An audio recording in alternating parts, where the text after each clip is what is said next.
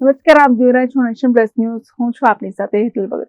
હવામાન વિભાગની આગાહી અનુસાર છોટાઉદેપુર જિલ્લાના પાનવડ સહિત અન્ય ગામોમાં વરસાદી માહોલ જામ્યો છે, જેને લઈને ખેડૂતોમાં ખુશીનું મોજું ફરી વળ્યું છે. છોટાઉદેપુર જિલ્લાના પાનવડ સહિત આસપાસના ગામોમાં વરસાદી માહોલ છવાયો છે. ત્યારે હવામાન વિભાગની આગાહી મુજબ વરસાદી માહોલ જામતા લાંબા વિરામ બાદ વરસાદી માહોલને લઈને ખેડૂતોમાં ખુશીનું મોજું ફરી વળ્યું છે. તો સાથે જ લાંબા વિરામ બાદ વરસાદી માહોલ જામતા વાતાવરણમાં ઠંડક પ્રસરી જવા પામી છે.